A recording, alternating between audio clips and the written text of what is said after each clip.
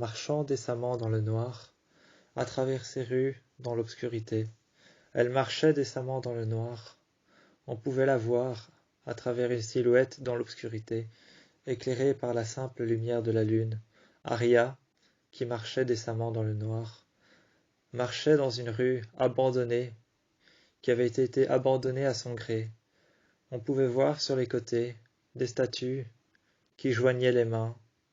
On pouvait en voir certaines qui joignaient les mains, qui les mettaient sur le côté de leur tête, comme si elles dormaient, ou qu'elles reposèrent en paix. Ces statues qui avaient été abandonnées, à travers lesquelles on pouvait voir que le temps y avait passé, y avait laissé des marques, que la nature avait repris conscience qu'elle devait reprendre son territoire. On pouvait voir des lierres monter sur ces statues. Ces statues qui étaient abandonnées à leur gré, les mains jointes, autant que l'on pouvait croire qu'elles priaient, autant que l'on pouvait croire qu'elles étaient en train de dormir, de reposer en paix. Ces statues qui pleurèrent des larmes qui avaient été marquées par le temps. Dans un endroit décharné, dans lequel on pouvait remarquer que chaque maison, chaque mur, chaque endroit, chaque lieu, chaque chambre avait été abandonné à leur gré. Telle une vengeance, cet endroit avait été abandonné à son gré. Elles marchaient alors décemment dans les rues, dans l'obscurité, et elles arrivèrent peu de temps après. Peu plus tard, elles arrivèrent près d'une écluse. Une écluse où l'on pouvait ressentir une forte puissance, une forte chaleur, une forte puissance et une forte chaleur, assez forte pour pouvoir nous effrayer et nous faire froid dans le dos. Assez forte pour nous faire froid dans le dos et pour nous effrayer. Peu de temps plus tard, elles marchèrent, et c'est alors qu'elles s'asseyèrent sur le mur face à cette écluse. On pouvait voir qu'il y avait un rocher, juste en face, un bateau abandonné, la coque de ce bateau qui était détruite, à travers lesquelles des lierres avaient poussé à l'intérieur, reprenaient leur territoire par-dessus. On pouvait voir que le territoire des lierres avait pris conscience qu'il était temps de reprendre le dessus. Le bateau abandonné, lui, était un navire. Un ancien navire. Un ancien navire tout aussi ancien que la ville qu'il y avait derrière elle, cette ville abandonnée. Cette ville abandonnée, à son gré, cette ville qui était abandonnée, qui était assombrie par l'obscurité, qui avait été abandonnée à son gré. Ravenwoods, la première ville dans laquelle elle était. Elles traversèrent alors Ravenwoods, partirent en voiture, le long de la route. Elles remarquèrent les arbres qui défilaient, la lumière qui défilait, et contre le pare-choc de la voiture, les gouttes qui étaient soigneusement en train de frapper la tôle. Elles roulèrent alors de Ravenwoods jusqu'à Rosewood. Une fois arrivées chez elles, peu de temps plus tard, arrivée chez elle, elle vit Ezra, face à la fenêtre, qui écrivait son roman. Il écrivait son roman, un roman sur Allison, sur elle, sur Aria, sur Anna et toutes les filles, autant Emily que Spencer, sur leurs aventures, sur cette personne qui les persécutait. Il écrivait un roman sur cette personne. Peu de temps après, il remarquait que ce qu'il avait fait n'était pas bien. Il déchirait alors la première page, la seconde page, qu'il chiffonna alors en boule, qu'il mit dans la poubelle. Aria vint alors à ses côtés, prit une chaise et se mit à côté de lui, lui demanda ce qu'il y avait de pas bien et de pas bien écrit dans tout ce qu'il avait écrit. Elle lui demanda ce qu'il y avait de pas bien écrit dans tout ce qu'il venait d'écrire. C'est alors qu'il lui dit que tout ce qu'il avait écrit n'était pas réellement ce qu'elles avaient vécu. Elles reprenèrent alors les premières pages, les 2 premières pages qu'il avait écrites dans la poubelle. Elles reprenèrent les 2 premières pages dans la poubelle. Elle prit la première, l'aplatit contre le bureau, afin d'enlever les marques qu'il avait faites dessus, autant au stylo que les marques de chiffon qui étaient passées dessus, des marques d'encre par lesquelles il avait essuyé avec un chiffon. Il regardait alors, et elles lui demandèrent, en dessous de cette marque, de cette marque de stylo, de cette encre, il y a quoi?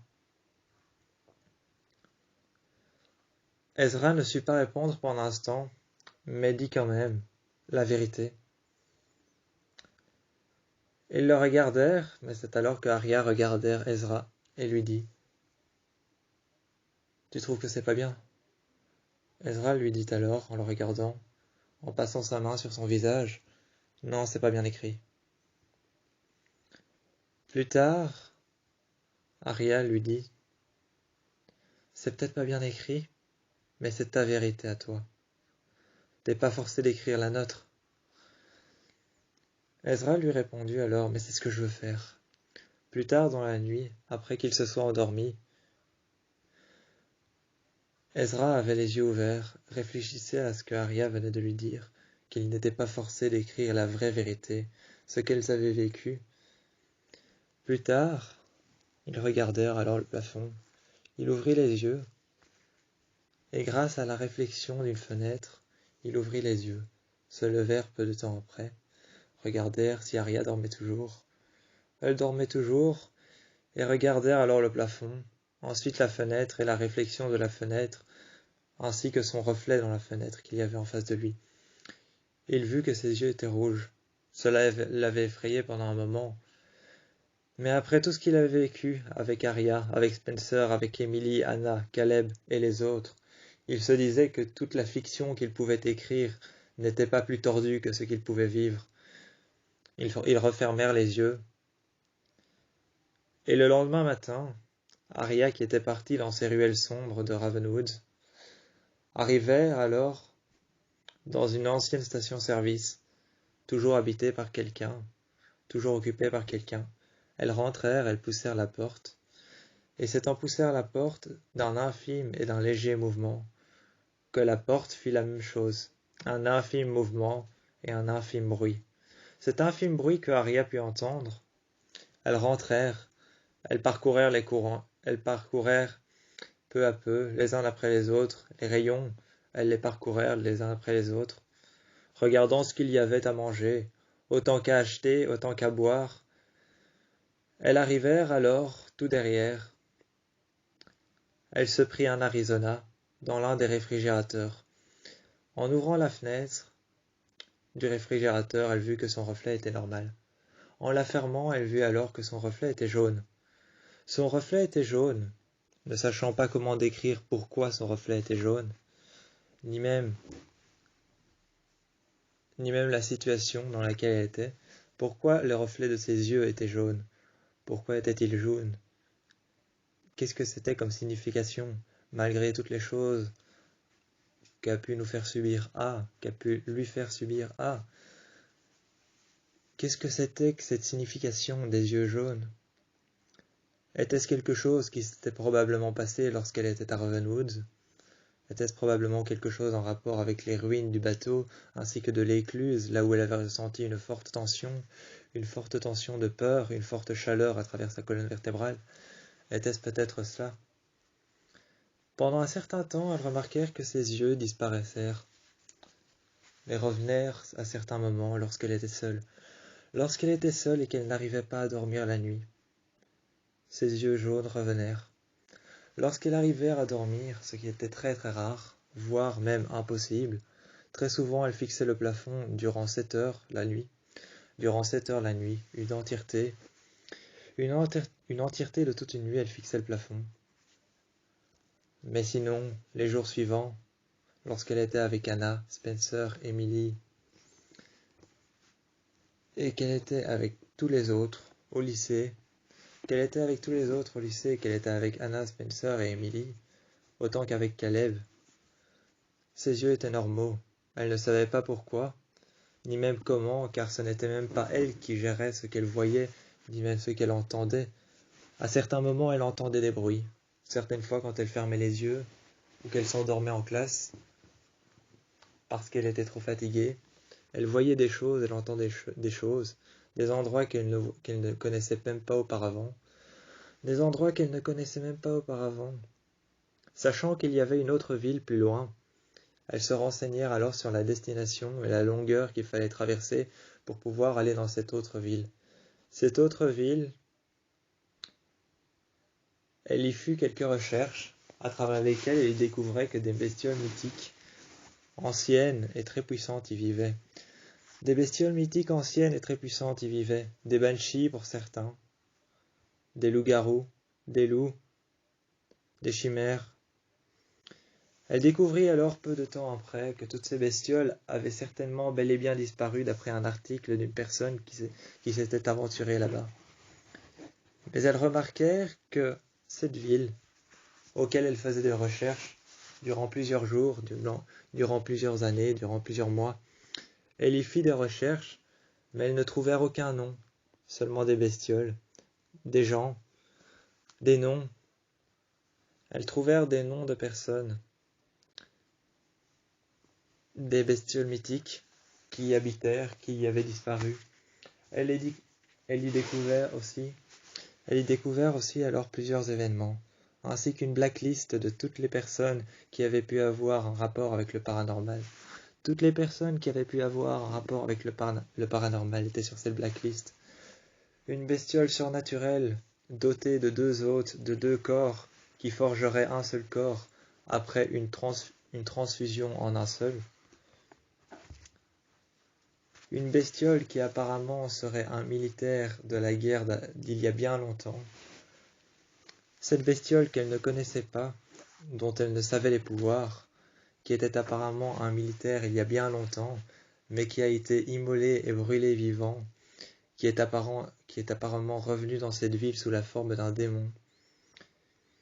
Selon elle, tout ce qu'elle lisait, toutes ces apparitions de bestioles, de personnes qui ont un rapport avec le surnaturel, les noms qu'elle avait lus, ne les connaissant pas, ne savant pas qui ils étaient, s'ils existaient réellement, ne savant pas tout cela, elle pensait que tout cela n'était que du fake, du faux, que ça avait été inventé seulement pour faire peur. Mais seulement, ce n'était pas le cas, cette ville existait bel et bien. Elles regardèrent alors peu de temps après, elles regardèrent avec Emily, elles regardèrent avec Spencer, elles regardèrent avec Anna, ce qu'il était possible de faire pour pouvoir rejoindre cette ville. Cette ville qui existait bel et bien d'après elle, elle le sentait au plus profond de ses tripes que cette ville existait bel et bien. Cette ville existait bel et bien, elle le sentait. Mais cette ville n'avait toujours pas de nom pour elle, car elle n'en avait toujours pas trouvé. Elle n'avait toujours pas trouvé de nom à cet endroit, à ce lieu, mais elle savait qu'il existait. Car ce militaire qui avait été brûlé vif, qui avait été immolé il y a bien longtemps, revenu sous l'apparence d'un démon, lui était familier, seulement elle ne savait pas que cette chose allait peut-être bientôt s'en prendre à elle. Les banshees, messagères de la mort, les chiens de l'enfer, messagers de la mort liés aux banshees, les chimères qui sont pour autant pratiquement la même chose que les loups-garous, les loups, ainsi que toutes ces bestioles surnaturelles qui vivaient dans un seul endroit, celui où elle devait se rendre, cet endroit dans lequel elle devait se rendre.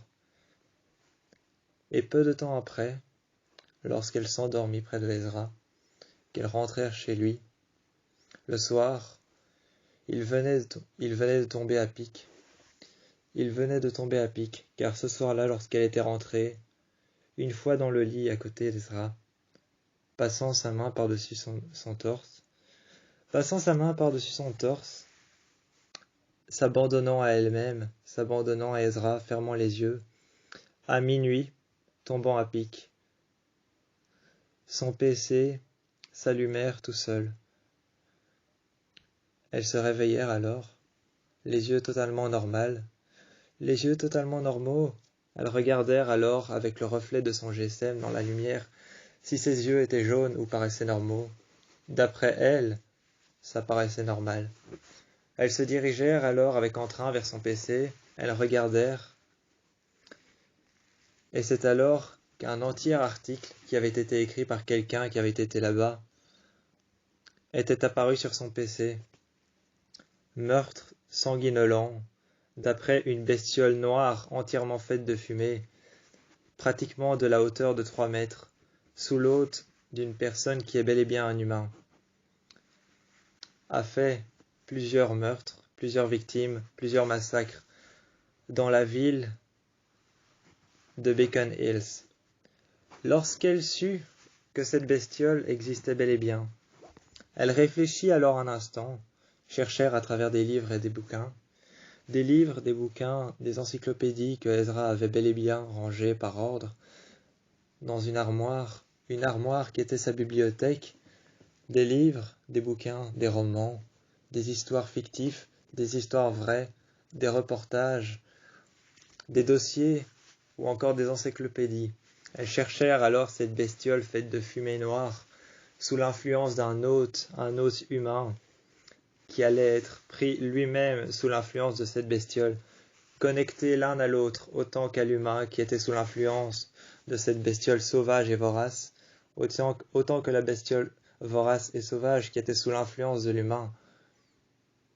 Elles réfléchissèrent et cherchèrent des indices pendant assez longtemps, et trouvèrent alors une solution et un indice.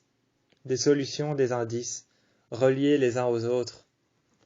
Seulement, elles ne savaient pas que pour le moment, à Beacon Hills, elles ne savaient pas que pour le moment, un dénommé Styles, j'ai nommé Styles, un adolescent de 18 ans, était dans sa chambre, en train de chercher tout ce qui pouvait avoir un rapport avec les loups-garous, tout ce qui pouvait avoir un rapport avec les loups-garous, ainsi que les médecins de l'horreur qui n'avaient pas été mentionnés vers Aria. Les médecins de l'horreur qui n'avaient pas été mentionnés vers Aria, elle en cherchait encore la connaissance, et elle en cherchait encore l'existence. Elle cherchait encore l'existence des médecins de l'horreur.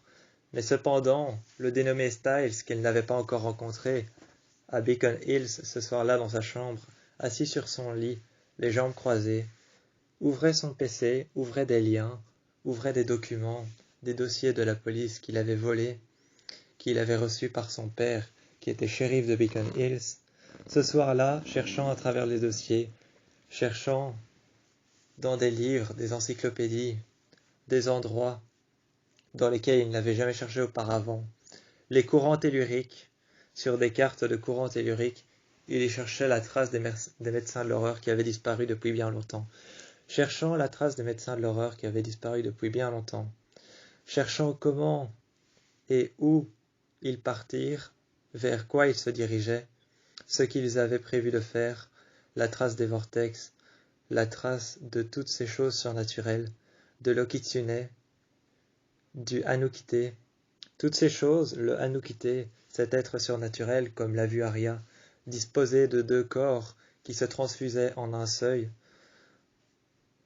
Cet être surnaturel disposé de deux corps qui se transfusaient en un seul, qui après semait le chaos et la terreur à Beacon Hills. Le Anukite était bel et bien ce que cherchait Styles. Pendant tout ce temps, Arya ignorait ce que Styles cherchait lui. Arya ignorait l'existence du Anukite, ignorait l'existence du Kitsune, ignorait l'existence des médecins de l'horreur, ignorait l'existence des chimères, avait lu quelques passages, quelques dossiers sur des meurtres, des massacres qui avaient été commis dans cette ville, Beacon Hills, mais sans plus, elle n'en savait ni plus ni moins. Elle était encore innocente à propos de tout cela. Styles en savait beaucoup plus.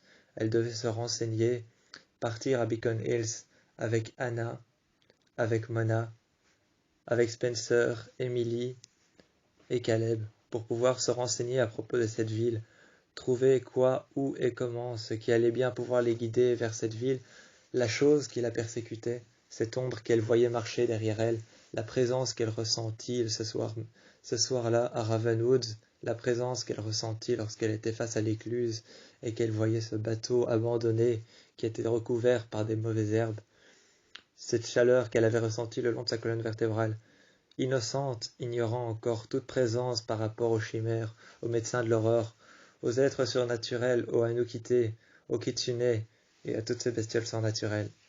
Elle savait ce soir-là que le lendemain, elle partirait pour Beacon Hills afin de trouver des réponses vers le Anukite et le Kitsune, toutes ces bestioles surnaturelles dont elle ignorait l'existence.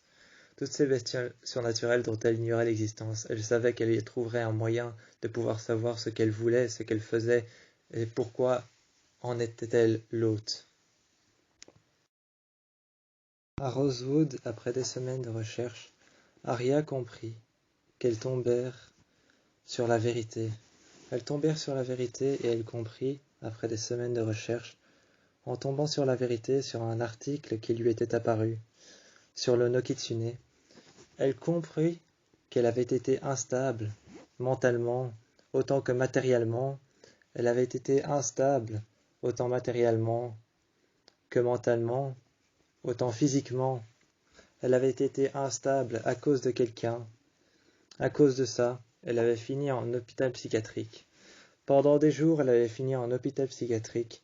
Elle avait connu quelqu'un qui avait sombré dans les narcotiques, dans la drogue dure, et qui était tout comme elle, instable mentalement, qui avait été promu à de grandes choses. Ayant connu quelqu'un qui avait été promu à de grandes choses, mais qui avait sombré dans les narcotiques, dans la drogue dure, finissant dans un hôpital psychiatrique, tout comme elle, qui avait été promue à de grandes choses, le démon ne s'en était pas pris à elle par hasard.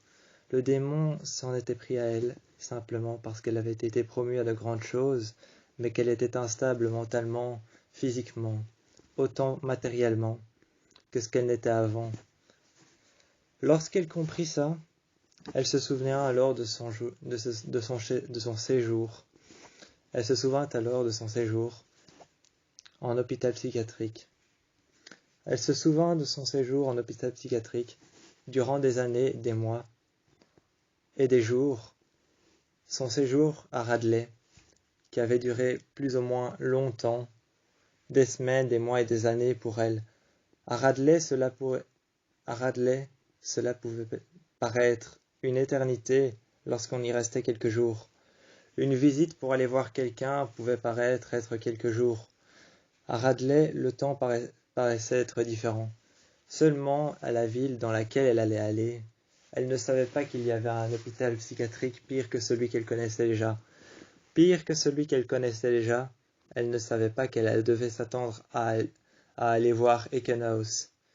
Elle ne savait pas que pour connaître les médecins de l'horreur, pour savoir qui ils étaient, savoir ce qu'ils faisaient, ce qu'ils voulaient et comment ils fonctionnaient, elle devait aller voir Eckenhouse, à un autre hôpital psychiatrique.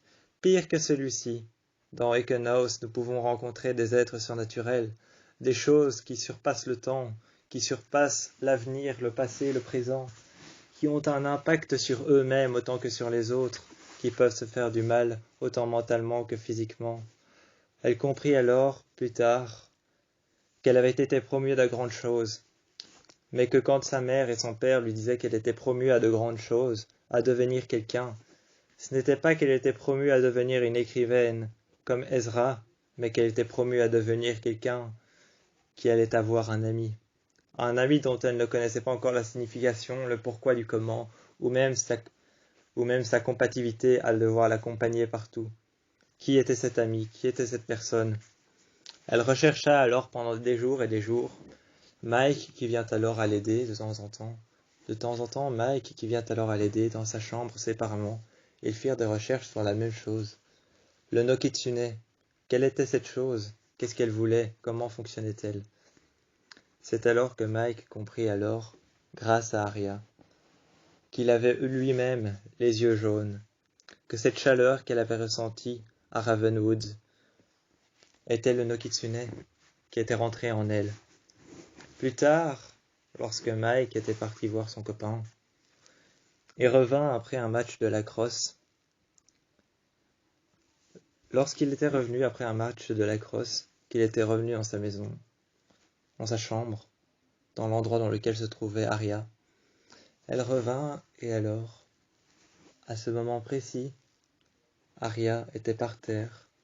On pouvait la voir se rouler en boule, gratter le sol, y laisser des marques, ses ongles qui rongeaient les sols, ses dents qui étaient devenues pointues. On pouvait voir Arya qui hurlait, ses ongles qui laissaient des marques par terre, creusant comme si elle creusait dans de la terre. On pouvait y voir Arya, qui était en train de se torturer elle-même, de se faire du mal, de se ligaturer. On pouvait la voir se ligaturer les bras, se faire des lacérations, ainsi que gratter le sol comme si elle grattait de la terre. Lorsque Mike avait voulu l'arrêter, Il ne réussissait pas. Il ne réussissait pas lorsqu'Aria s'était tournée en se contorsionnant les épaules. On pouvait voir qu'elle se contorsionnait les épaules, ainsi qu'une langue différente dont elle parlait. Elle parlait une langue différente qu'on ne connaissait pas encore. Et soudainement, elle arrêta de parler. Elle se figea dans une situation plus que paranormale.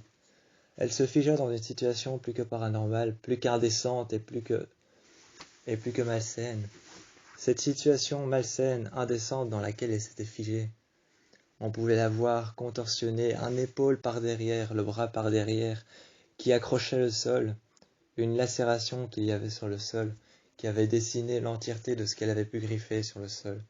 Des lacérations sur son bras qui était contorsionné vers l'arrière, son épaule qui était déboîtée, sa deuxième épaule vers l'avant qui tenait le sol, se maintenant par l'arrière et par l'avant. On pouvait voir que son dos était vers l'avant, son buste était vers l'arrière. Elle se maintenait contorsionnée, et elle fixait alors Mike, qui essayait pourtant de l'aider, mais fixant Mike encore et encore. Elle le fixait. Mike essayait de l'aider, et tout bonnement, sans puissance, sans aucune réussite, sans puissance envers Aria. C'est alors que Ella arrivèrent. La mère d'Aria, la mère de Mike, arrivèrent en courant de l'autre côté. Vit Aria par terre, en train de creuser un trou littéralement dans le parquet de la maison. Arrachant planche par planche, on pouvait la voir crier, hurler, serrant tellement fort les dents que du sang en sortait de ses gencives. On pouvait la voir essayer de se griffer les joues, ses yeux par laquelle étaient en train de devenir jaunes. Ses yeux qui étaient en train de devenir jaunes, de temps en temps, on pouvait la voir se contorsionner. Lorsqu'elle se contorsionnait, par-delà sa bouche sortait une mouche qui sortait et qui partait. Lorsqu'elle était en train de se contorsionner, Mike était sûrement en train de se demander qu'elle se battait contre quelque chose. Partant vite dans sa chambre, laissant Aria avec Ella, qui était en train d'essayer de la maintenir par terre, on pouvait voir des mouches sortir des orifices de sa tête. Surtout par les yeux, nous pouvons voir des mouches qui sortaient, qui jonchaient la pupille avec leurs petites pattes. Elles partaient en volant. Nous pouvons voir des mouches qui sortent partout. Une odeur de putréfaction dans la pièce. Elle se contorsionnait. Elle arrachait les planches une par une. Jusqu'à ce que Mike arrive avec son PC et regardèrent alors ce qu'il avait décrit, disant à Ella, sa mère, lui disant qu'il y avait bel et bien un rite, qu'il y avait bel et bien une solution pour pouvoir arrêter le Nokitsune, mais qu'il fallait faire un sacrifice de quelque chose. Il fallait faire un sacrifice de quelque chose, seulement le sacrifice allait être dur à trouver. Il fallait trouver une chose à laquelle on tenait plus que n'importe quoi, plus que personne. Cette chose, il fallait la trouver. Elle était forcément dans son entourage, elle était forcément quelque part. Il fallait la brûler, ensuite répandre les cendres, et puis aller chercher quelque chose qui pourrait nous servir de bouclier. Cette chose qui pourrait nous servir de bouclier était forcément quelque chose qui n'avait pas l'apparence d'un bouclier.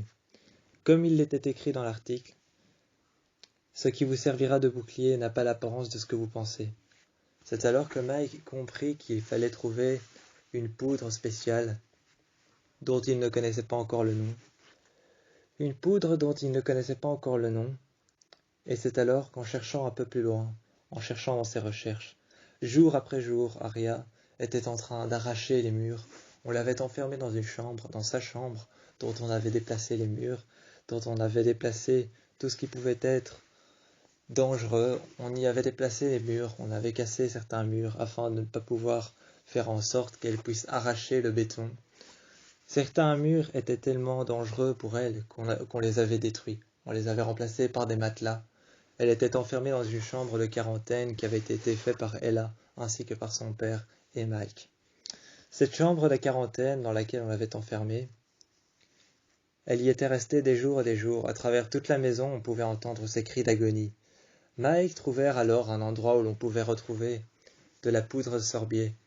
Ils retrouvèrent alors un endroit où on pouvait retrouver de la poudre de sorbier. Seulement, cet arbre, le sorbier, était très difficile à trouver. Plus tard, Ella, qui avait elle-même fait des recherches de son côté, rejoigna Mike dans sa chambre et lui dit alors qu'il y avait le néméton, un arbre dans lequel on pouvait y trouver la ressource de toutes les forces surnaturelles de cette ville, Beacon Hills. Il se mit alors le soir à chercher tous les trois, Mike, Ella et son père, le père d'Aria et le père de Mike, ainsi que Ella. Il se mit alors tous les trois à chercher où trouver de la poudre de sorbier, comment en faire un bouclier, comment la répandre autour d'Aria, comment faire en sorte qu'elle ne soit pas agressive lorsqu'ils rentreront tous les trois, armés mais pourtant tout aussi contraignants par rapport à la réaction de leur fils, de leur fille, par rapport à la réaction de leur fils, de leur fille, de la mère, du père, craignant le pire par rapport à Aria, qui était en train de sombrer dans la folie. Ils répandèrent alors le sorbier, et on put voir qu'elle se décontorsionnait les épaules, son bras réapparut par devant, rejoignèrent le suivant qui réapparut devant, son épaule cassée se réemboîta. Les cicatrices disparaissaient avec le temps, avec les heures et les minutes, de plus en plus vite, jusqu'à ce qu'elle s'effondra par terre, et qu'elle se mit à respirer lentement.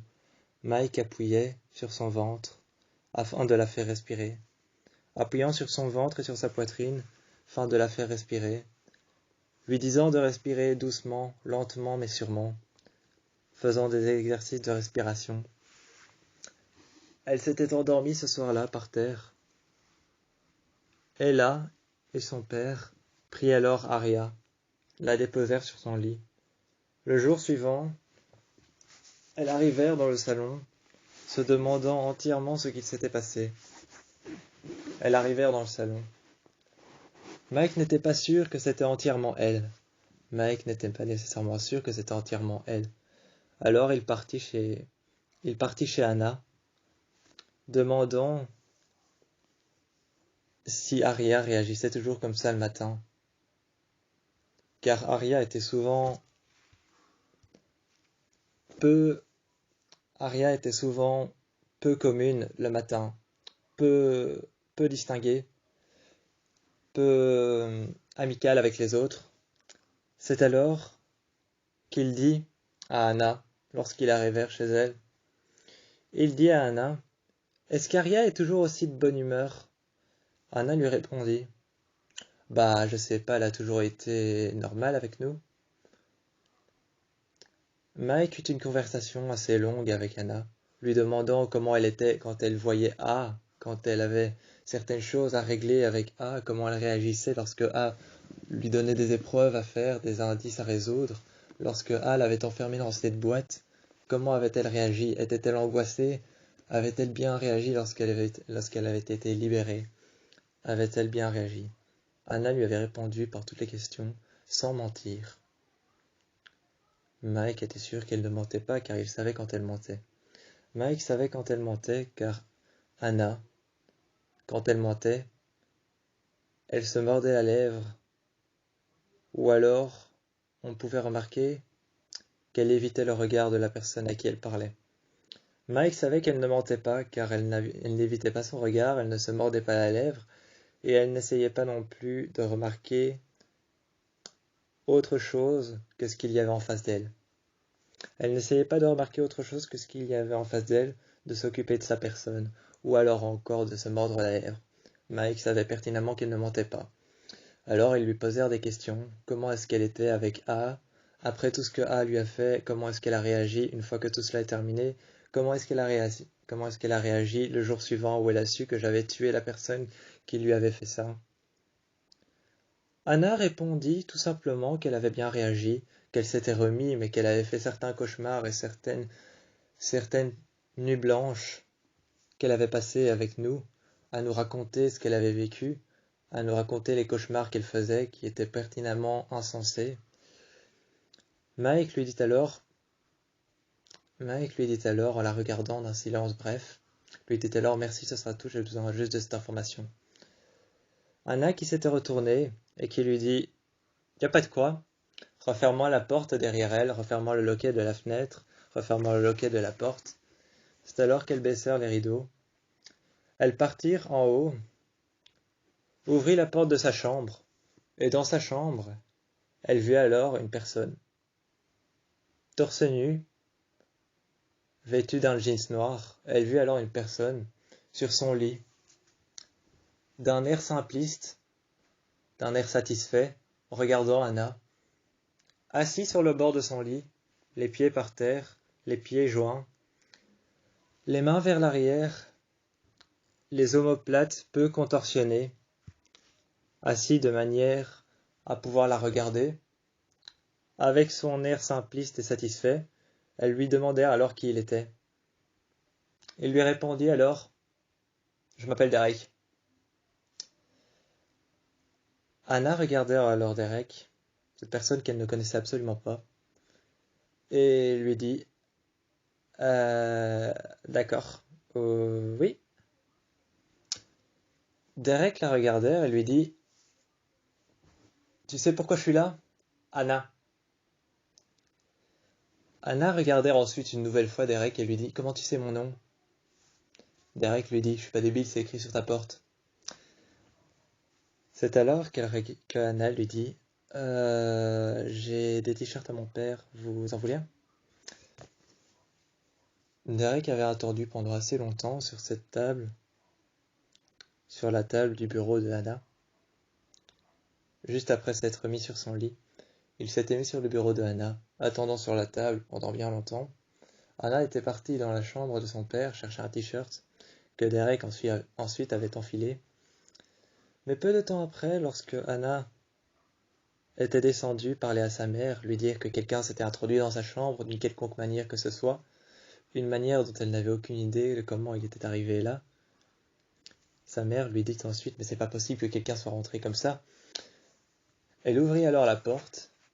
Derek, qui était assis sur le lit avec un air satisfait, regardant des choses sur le PC de Anna, ouvrant des onglets où il était écrit le no Kitsune, le Hanukite, et toutes les bestioles sont naturelles, la baie du Gévaudan, le chien de l'enfer. Anna qui avait fait des recherches pour Arya, surtout pour Mike, afin de découvrir pourquoi Arya se comportait comme ça. C'est alors que, soudainement, sans savoir pourquoi, Anna lui donna un t-shirt qu'il mit alors par-dessus son torse. Il partit sans dire un mot, sautait par la fenêtre, et arrivèrent par terre dans le jardin. Anna le regarda à sa porte, à sa fenêtre, le regarda alors à sa fenêtre partir et descendit à la porte. Le regardant à la porte, il n'y avait plus personne dans le jardin, il était parti. Derek savait pertinemment qu'il y avait bel et bien le no Kitsune quelque part, qu'il était bel et bien en possession de quelqu'un, qu'il était bel et bien en possession de quelqu'un qui avait des intentions démoniaques envers les autres. Il savait pertinemment qu'il devait réagir, faire quelque chose. Anna s'était alors retournée, regardant sa mère, qui sa mère regardait Anna, qui regardait alors Anna, qui regardait sa mère. Toutes les deux perdues, elles partirent dans le couloir, l'une dans sa chambre, l'une dans la cuisine.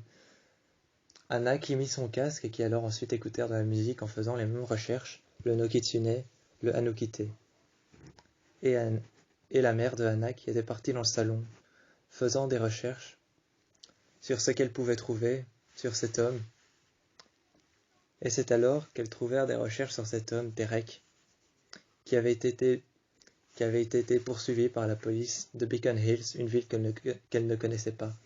Poursuivi par la police de Beacon Hills, par le shérif et par certains otages, poursuivi pour crime et pour meurtre massif. Pour tuerie et pour meurtre massif, il avait été poursuivi par le shérif et par la police de Beacon Hills. Seulement, ne sachant pas qui il était, elles fermèrent le PC. Elles montèrent très vite en haut et dit à Anna de se cacher très vite, de ne faire plus attention et de fermer les portes et de n'ouvrir à plus personne. Ce soir-là, Anna demandait à sa mère pourquoi elle était si énervée, si perturbée, et qu'elle avait si peur. Elle lui répondit tout simplement: « N'ouvre plus à personne. » Anna était montée dans sa chambre, recommencèrent ses recherches, remit son casque et fermèrent les loquets de chaque fenêtre, ainsi de la porte d'en bas. Ensuite, elles continuèrent ses recherches, envoyaient tous les liens, et envoyèrent tous les liens à Mike, fit des recherches encore, qu'elle envoyèrent à Mike, qu'elle envoyèrent à Ella, afin de trouver une solution, de pouvoir calmer Arya, de pouvoir la retrouver comme elle l'était avant. Le dernier jour, ce jour-ci, où l'on avait trouvé la solution pour Arya. Comment la déposséder? Comment faire en sorte que le Nokitsune quitte son corps? Comment faire en sorte de la déposséder, de l'exorciser, afin de faire en sorte que le Nokitsune quitte notre dimension, quitte Arya, et qu'elle la laisse tranquille pour de bon. On avait enfin trouvé la solution, mais il recherchait un rite. Il recherchait un rite, une solution. Mais il fallait combattre avant. Il fallait combattre seulement. Il ne fallait pas combattre à Rosewood, mais dans la ville qu'il craignait le plus. La ville des chimères, la ville des banshees, la ville des médecins de l'horreur, la ville des chiens de l'enfer. Beacon Hills. Ils étaient tous partis à Beacon Hills. Ce jour-là, ils savaient qu'ils reviendraient, mais qu'ils partaient à Beacon Hills pour une bonne raison. Par préférence, ils avaient pris la voiture de Toby, le pick-up de Toby. Derrière, ils avaient enchaîné Arya. À chaque extrémité du pick-up de Toby, à l'arrière, Arya était enchaînée. Les yeux jaunes, pointés vers le haut. En pleine nuit, on pouvait voir les arbres défiler, les gouttes qui tombèrent contre la tôle et qui s'acharnèrent sur Arya. Arya qui s'acharnèrent sur les chaînes, on pouvait entendre le bruit des chaînes. À l'intérieur du pick-up, il y avait Toby, Spencer, Anna, ainsi que Caleb, qui étaient en route pour Beacon Hills. Ils étaient tous en route pour Beacon Hills, seulement 23 heures avant. Seulement 23 heures avant. 23 heures avant d'aller à Beacon Hills. Anna dit alors à sa mère, qui lui demandèrent « Où est-ce que tu vas ?» Anna descendit alors et sortit de sa chambre. Descendit et sortit de sa chambre. Mais c'est alors qu'elle remontèrent et qu'elle lui dit « J'ai oublié un truc. » Sa mère lui dit « Tu vas bien à l'école aujourd'hui ?» Anna répondit alors « Bah oui, je vais à l'école, où est-ce que tu veux que j'aille ?» Elles montèrent les escaliers, elles arrivèrent dans sa chambre et elle fait « Quoi ? Je peux savoir pourquoi vous êtes nus ?» Elle regardèrent alors la personne qui avait en face de lui. La personne qui avait en face de Anna, la personne qu'elle avait en face d'elle, la personne qui était en face d'elle, qui avait en face de lui, Anna. Elles la regardèrent et elle lui dit « Je peux savoir pourquoi vous êtes nus ?» De manière totalement anodine, cette personne passa à côté de Anna.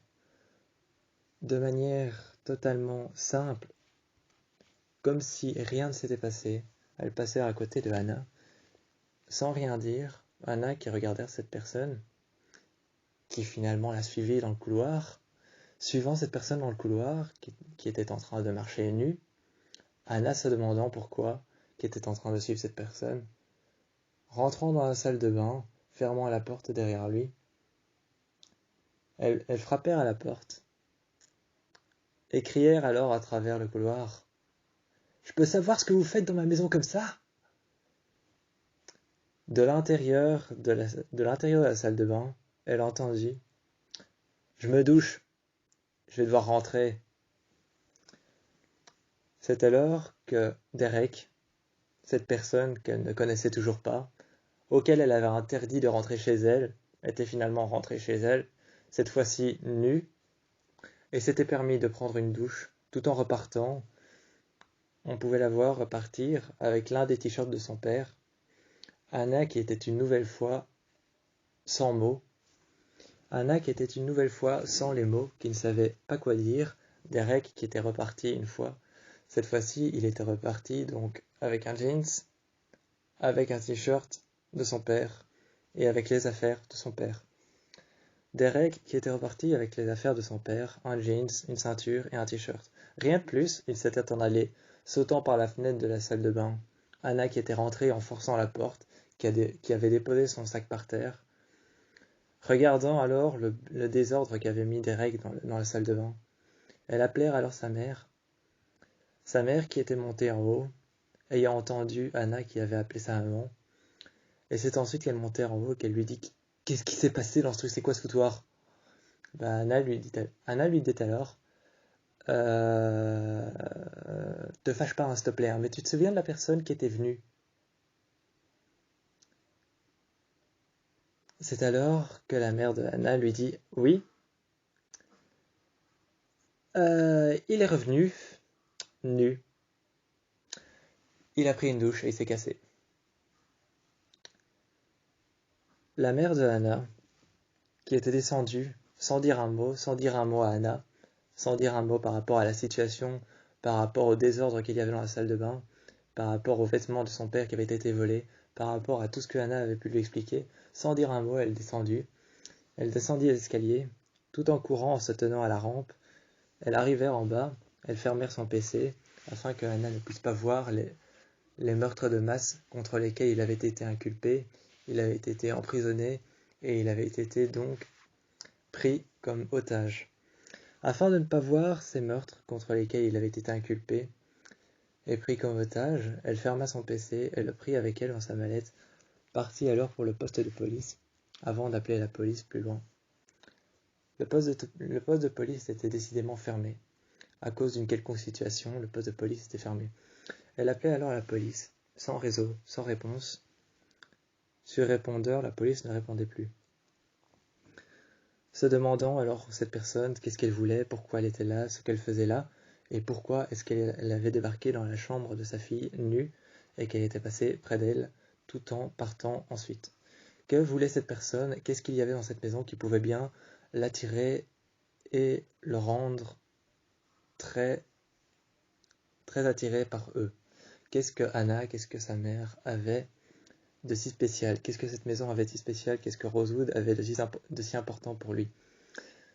C'est alors que Derek était en train de chercher dans la forêt de Rosewood ainsi qu'à Ravenwood, toutes les villes possibles en rapport avec Rosewood, toutes les villes possibles en rapport avec Arya. Il était possible qu'il cherchait bel et bien Arya. Il cherchait bel et bien Arya. Ce soir-là, Derek avait retrouvé Arya, qui était sous un pont, assise. Arya qui était sous un pont assise, qui pertinemment était en train de regarder sa main dans l'obscurité. On pouvait voir ses yeux qui étaient devenus jaunes, et Derek qui savait pertinemment que c'était un démon. Le Nokitsune était là, il fallut le combattre.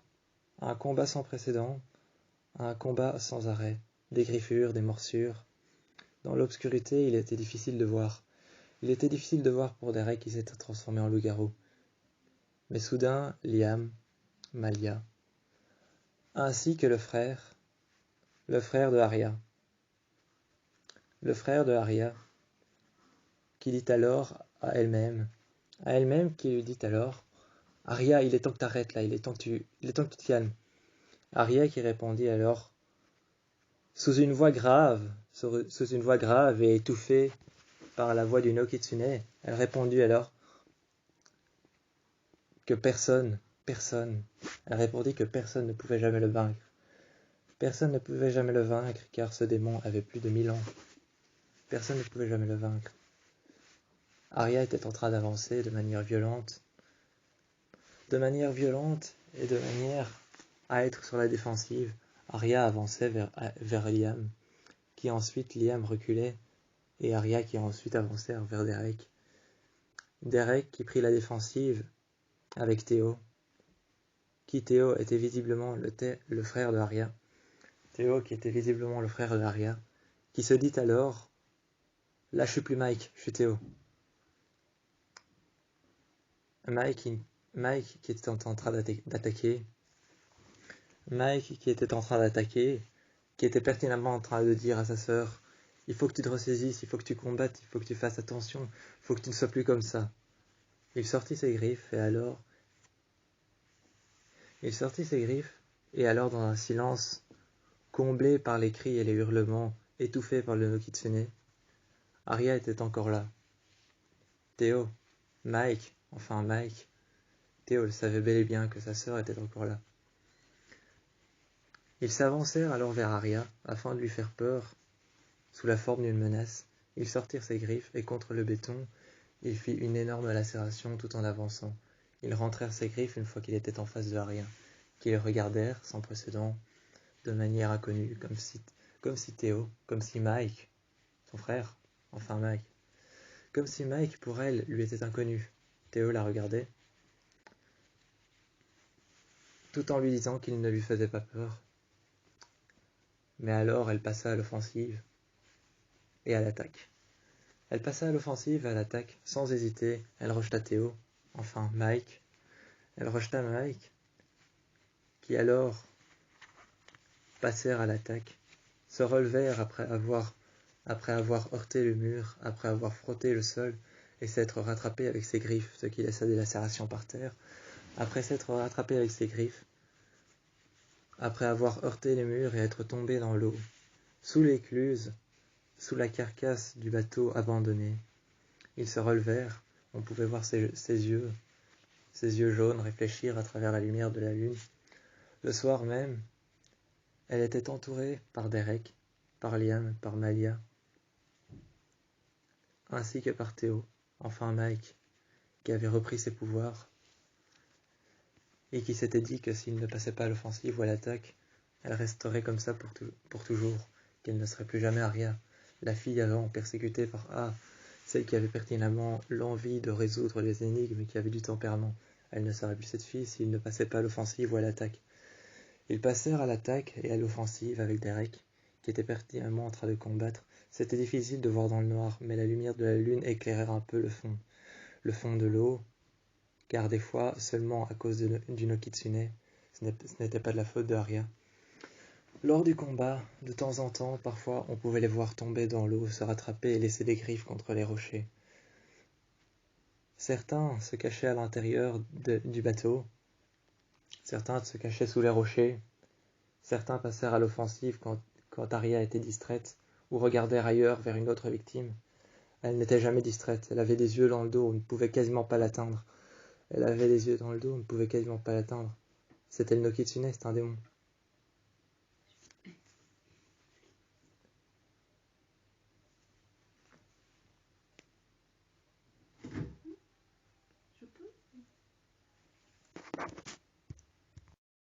Tout comme l'on avait pris possession du corps de Arya.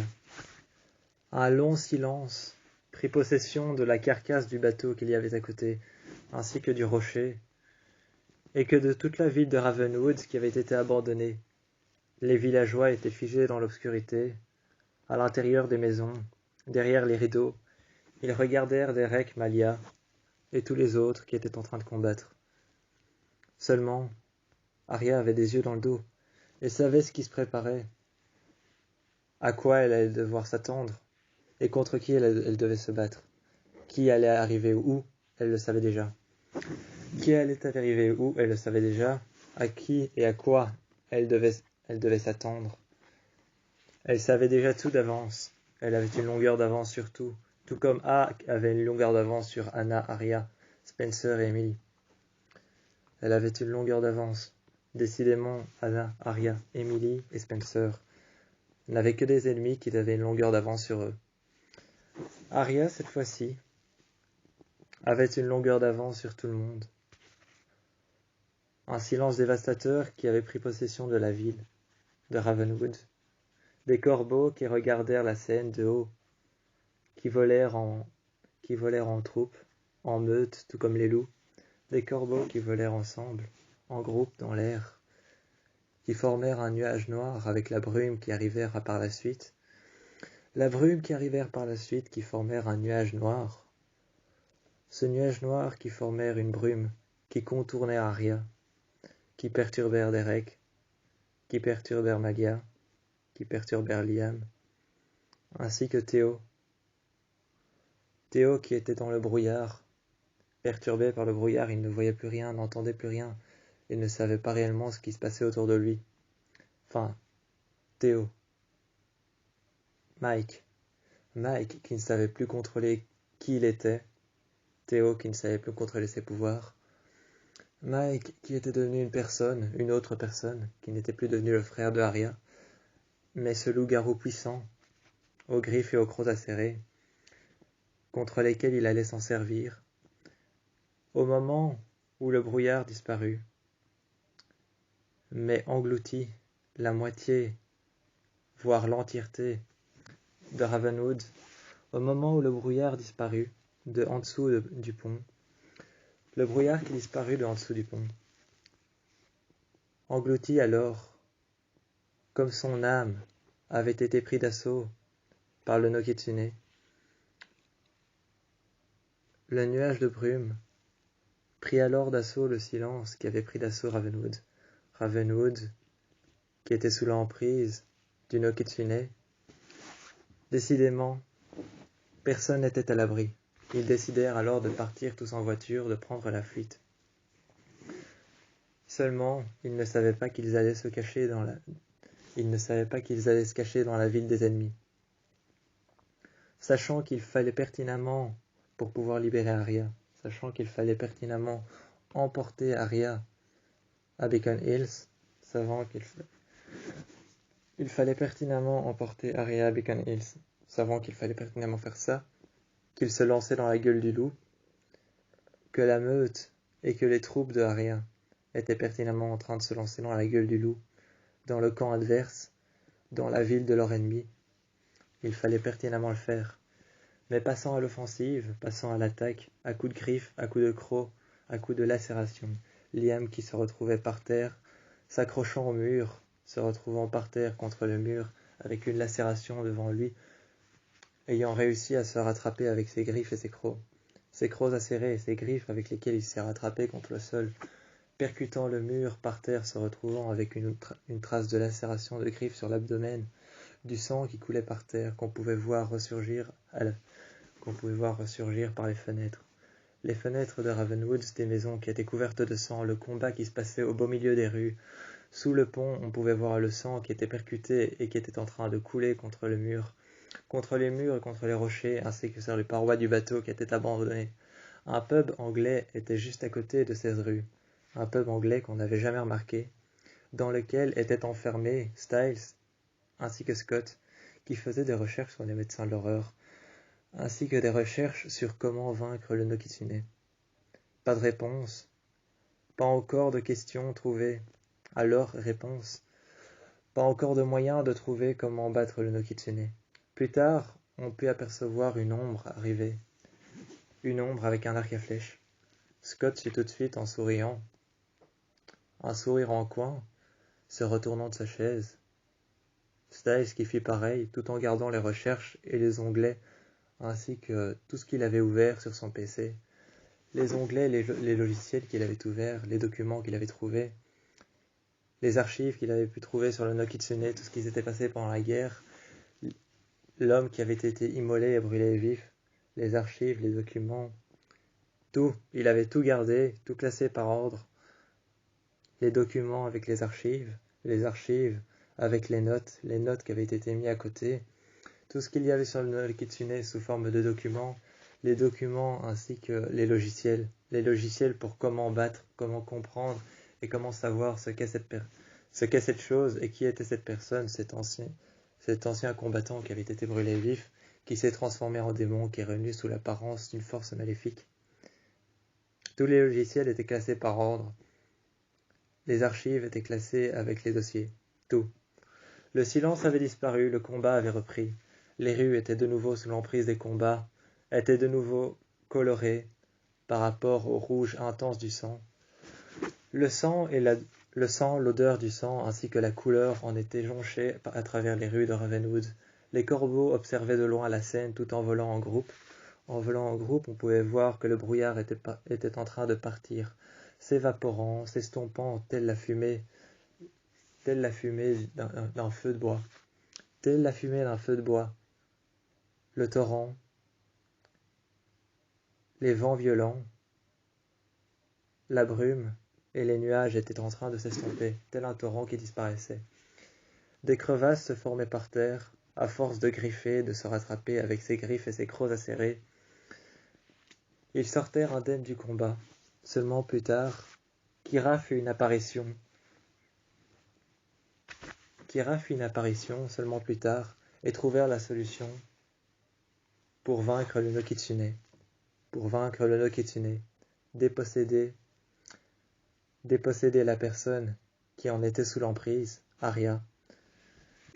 La dépossédée trouvait un moyen de la rendre meilleure comme elle était avant, cette personne qui voulait toujours aller plus loin. Kyra arrivèrent alors avec son sabre qu'elle dégaina. À coups de sabre, à coups d'arc du côté de Alyson, à coups d'arc du côté de Alyson.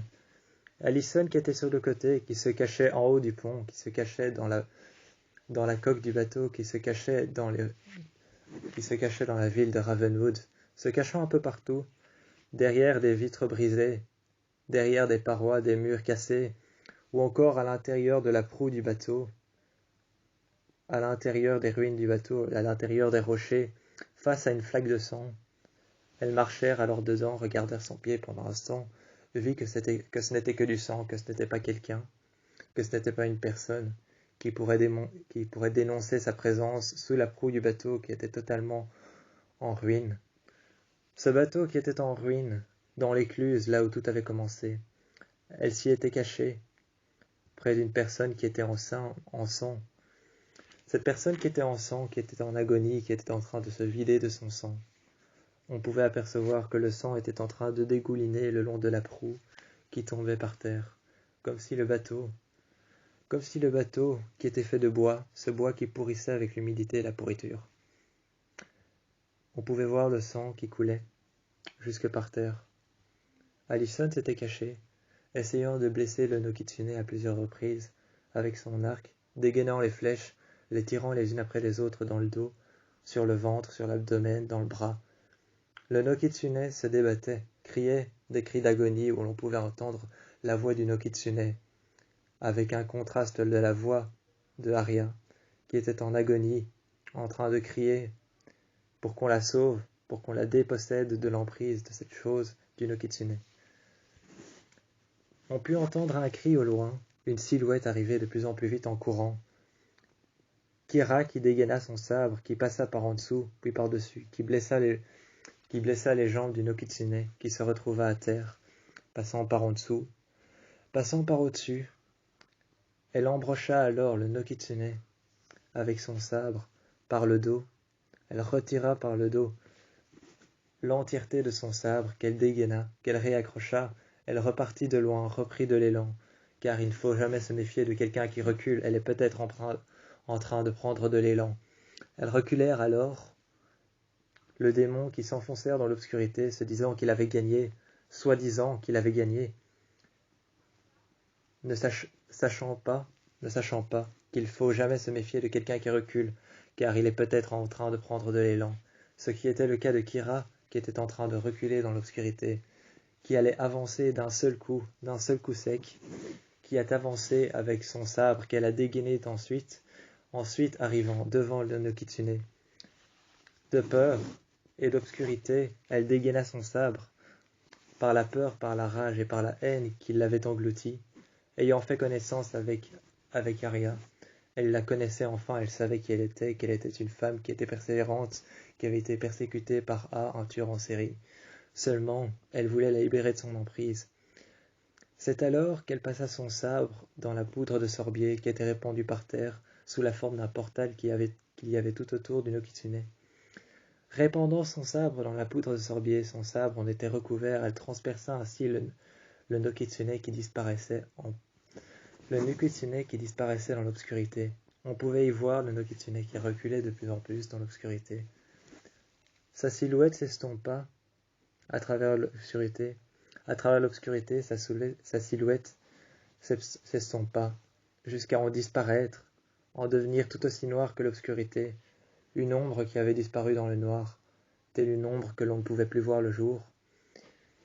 Sa silhouette avait disparu, s'était estompée avec l'obscurité, et l'on put voir alors, lorsque le nuage de fumée, lorsque la brume avait disparu, que Ravenwoods était revenu et que le soleil était revenu.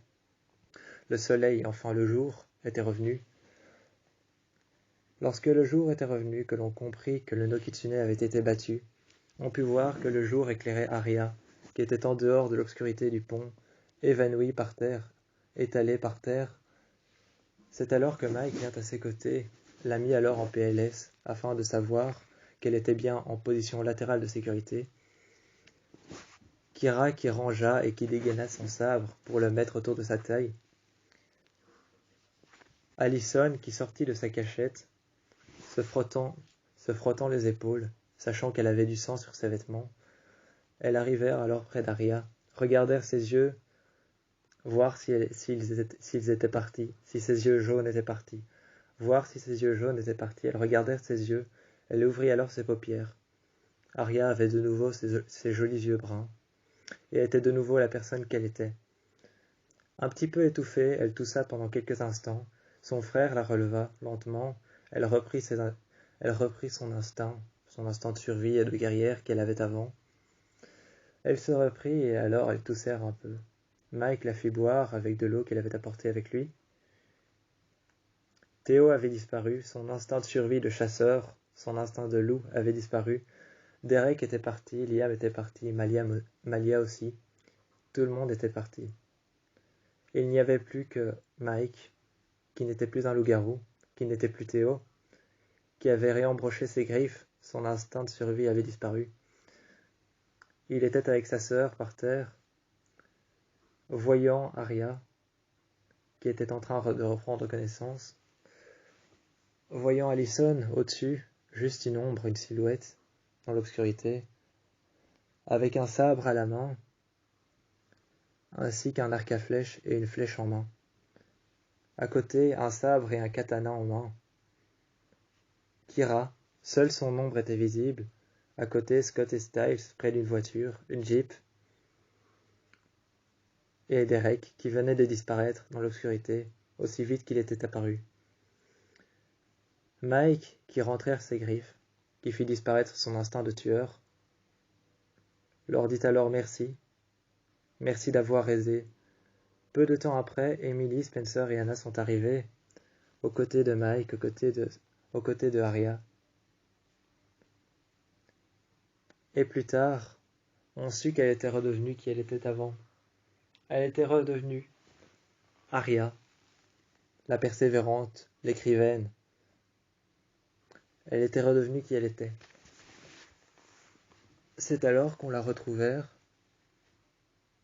On la retrouvèrent alors chez Anna, saine et sauve, assise dans le fauteuil.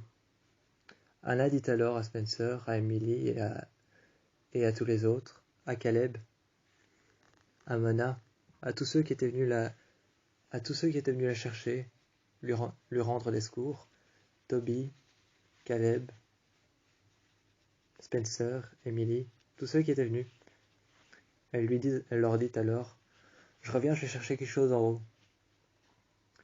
En haut, il y avait Derek, nu, une nouvelle fois. En haut, il y avait une nouvelle fois Derek, nu, dans la chambre de Anna. Anna qui cette fois-ci ne dit rien, ne dit alors rien. Cette fois-ci, Anna se dit alors, je vais rien dire, je vais juste le laisser faire. Et c'est alors que Anna ne dit alors rien, resta muette, sans rien dire, elle regarda alors Derek partir, enlever les vêtements, seulement le t-shirt d'ailleurs, seulement les t-shirts du père de Anna, le lancer par terre, et puis il partit dans la forêt, en courant. Il était seulement revenu déposer les affaires qu'il avait empruntées. Derek est peut-être un combattant, un tueur, mais c'est pas un assassin et un voleur. Il était parti, par la fenêtre, une nouvelle fois, elle n'avait pas eu le temps de pouvoir la voir. Elle n'avait même pas eu le temps de pouvoir le voir, lui parler ou lui dire quoi que ce soit, lui dire merci. Il était parti dans la forêt. Il était revenu à Beacon Hills, près de Melissa qui avait soigné sa plaie ouverte. Il était reparti à Beacon Hills, et il vit alors, au loin, il vit dans le silence, au loin. Ils remarquèrent qu'il y avait Lydia, dans un silence et dans l'obscurité. Elle était en train de jouer avec quelque chose qu'elle avait trouvé, un vêtement, une tenue noire qu'elle avait trouvé. On ne savait pas réellement pourquoi elle regardait ça, ce qu'elle sentait, ni même ce qu'elle avait comme impression lorsqu'elle l'avait en main. Mais soudainement, elles regardèrent le fond de l'eau. ne vit pas son visage, mais le visage d'Alison. Elle vit le visage d'Alison. Elle vit tous les crimes qu'elle avait commis. En tant que A, sous la couverture de A, se mit à crier, un cri de banshee assourdissant. Elle avait compris que Alison était réellement morte, que ce n'était pas Alison qu'elle avait avec elle, que à Rosewood ce n'était pas Alison, mais que c'était une personne qui lui ressemblait forcément. C'était une personne qui lui ressemblait forcément. C'était peut-être Sissy Drake, qui sait. Alors elle se mit à crier après avoir vu le nombre de fois où Alison est morte. Elle se mit à crier, et plus tard, ce fut le chien de l'enfer qui est apparu, qui récupéra Lydia et qui l'emporta chez elle. Le chien de l'enfer qui la rapporta chez elle, qui la mit alors dans sa chambre. Derek qui disparut dans l'obscurité, le chien de l'enfer qui réapparut plus tard.